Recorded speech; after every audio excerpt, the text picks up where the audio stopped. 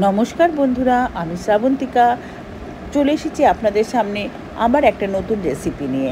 আজকের আমার রেসিপি হলো তাল ক্ষীরের মালপোয়া। আমার এই রেসিপিটি প্রথম থেকে শেষ পর্যন্ত দেখার অনুরোধ রইল। প্রথমে একটি মিক্সিং বাটির মধ্যে 1 কাপ ময়দা নেবেন।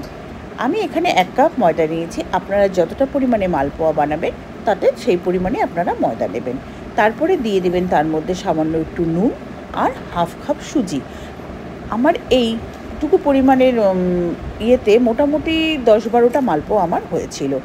তারপরে ওর মধ্যে দিয়ে দেবেন হাফ কাপের মতন চিনি। আমি এখানে পাউডার সুগার ব্যবহার করেছি, আপনারা এখানে নর্মাল চিনিও ব্যবহার করতে পারেন। পাউডার সুগারটা আমি দিয়েছি এই কারণেই খুব তাড়াতাড়ি এটা মিশে যায় ওর সাথে।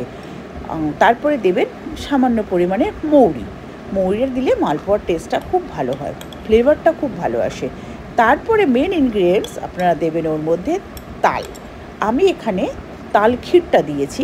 এই ক্ষীরটা আমি নারকেল দুধ দিয়ে ভালো করে বানিয়েছিলাম, তাই আমি এখানে আর নারকেল ব্যবহার করিনি। আপনারা তালের পাল্প বার করেও শুধু সেটাও দিতে পারেন। আমার কাছে তাল ক্ষীরটা ছিল তাই আমি ওর মধ্যে তাল ক্ষীরটা ব্যবহার করেছি। তারপরে দুধ দিয়ে এইভাবে মিশিয়ে একটা ব্যাটার তৈরি করে নিতে হবে। এই যে মালপোয়ার যে ব্যাটারটা তৈরি হবে এটা খুব পাতলাও হবে না, আবার খুব ঘনও হবে না। দেখুন আমি যেরকম করেছি এইরকম বানালে কী হবে, মালপোয়াটা বেশ গোল গোল ফোলা হবে। আর যদি পাতলা হয়ে যায় তখন মালপোয়াটা ছড়িয়ে যাবে। আপনারা যদি খুব ছড়ানো মালপোয়া পছন্দ করেন দোকানের মতন, দোকানে তো দেখেছি আমি গোল গোল বড় বড় ছড়ানো পাওয়া যায়, তাহলে আপনারা ব্যাটারটাকে আর একটু পাতলা করে নেবেন। আমি এই গোল গোল ছোট্ট করেছিলাম, তাই আমি ব্যাটারটাকে এইরকমই রেখেছি। তারপরে একটি বাটির মধ্যে থালার মধ্যে আমি বেশ কিছুটা ড্রাই ফ্রুট ক্র্যাশ করে নিয়েছিলাম এইভাবে, এই ক্র্যাশারের সাহায্যে। আপনাদের কাছে যদি এটা না থাকে আপনারা কুচি করেও দিতে পারেন। আমি এখানে অ্যালমন্ড এবং কাজু ব্যবহার করেছি, আপনারা আপনাদের পছন্দ মতন ড্রাই ফ্রুটস ব্যবহার করতে পারেন। এইভাবে ক্র্যাশ করে নিয়ে কিছুটা ড্রাই ফ্রুটস আমি ওই ব্যাটারের মধ্যে দিয়ে দিয়েছিলাম, আর কিছুটা রেখে দিয়েছিলাম ডেকোরেশনের জন্য। দেখুন ব্যাটার ক্র্যাশ করে নিয়ে, ক্র্যাশারে ক্র্যাশ করলে কি হয়, কাজুগুলো খুব সুন্দর কুচি হয়ে যায়। এইভাবে ব্যাটারের মধ্যে আপনারা দিয়ে দেবেন, দিয়ে ওটাকে আবার মিশিয়ে নেবেন। সামনেই জন্মাষ্টমী আসছে, তাই ভাবলাম ঠাকুরকে তো আমরা মালপোয়া, তালের বড়া এগুলো সবই নিবেদন করি, তাই